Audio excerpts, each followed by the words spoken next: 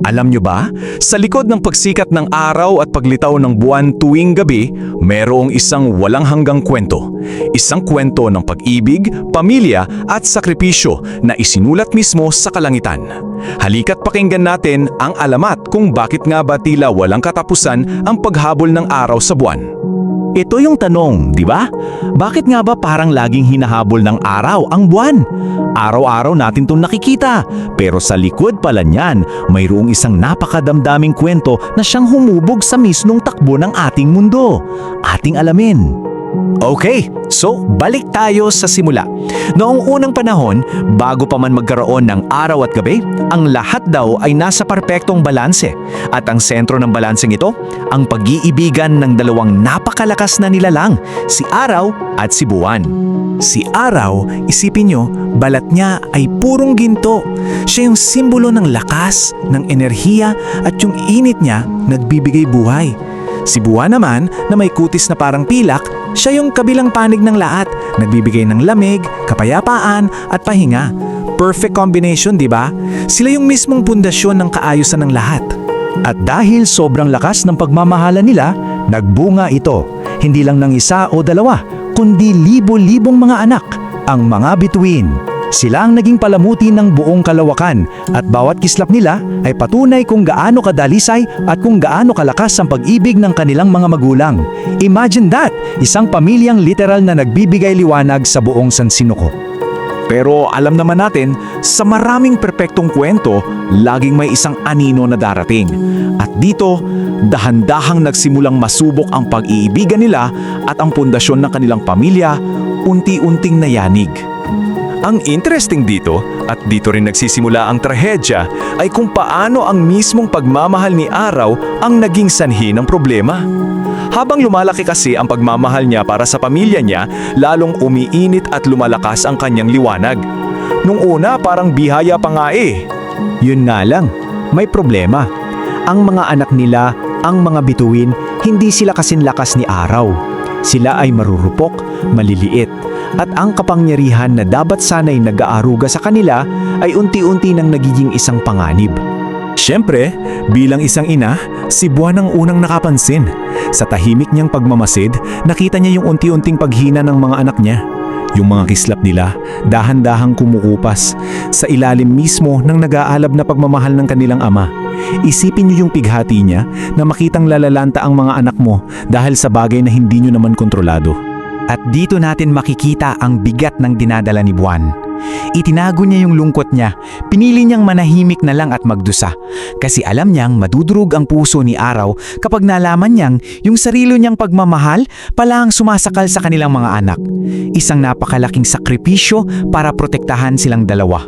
Pero di ba, ang katotohanan, palaging may paraan para lumabas.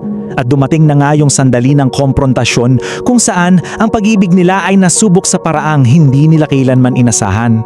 Sa huli, hindi na talaga kinaya ni Buwan.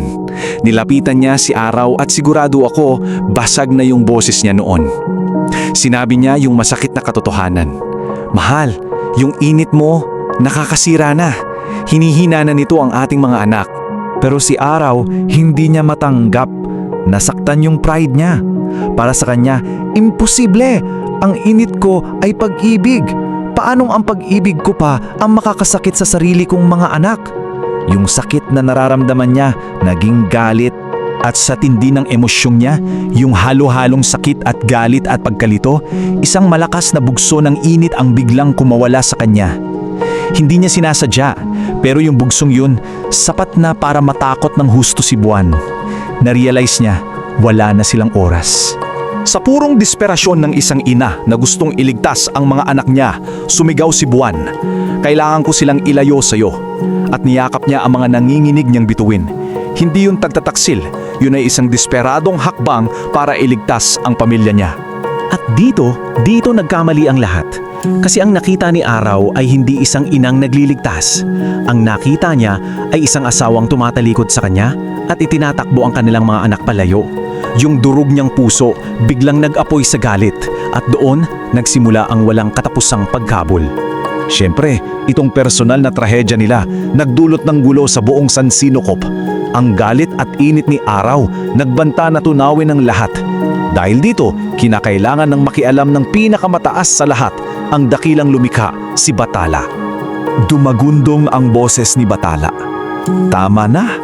Nakita niya kung paano ang isang pag-ibig na dating lumikha ng buhay ay siya na ngayong sumisira sa lahat.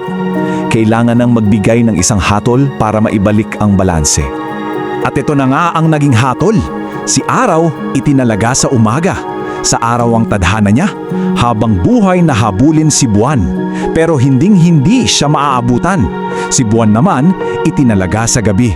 Ang tadhana niya, habang buhay na tumakas para protektahan ang kanyang mga anak. Ang kanilang paghihiwalay ang naging bagong batas ng kalikasan. At mula sa hatol na yon, yung personal na trahedya nila ay naging isang walang hanggang sayaw. Isang sayaw na nasasaksihan nating lahat, araw-araw, gabi-gabi. Ang kwentong ito ay nag-iwan ng mga bakas na hanggang ngayon nakikita pa rin natin. Yung hamog sa umaga, sabi nila, yan daw ang mga luha ng pagsisisi ni araw. Yung pabago-bagong anyo ng buwan, sinasabing salamin yan ng kanyang kalungkutan at pag-asang magkikita pa sila. At ang mga bituin, sila ang mga anak na tahimik na saksi sa lahat.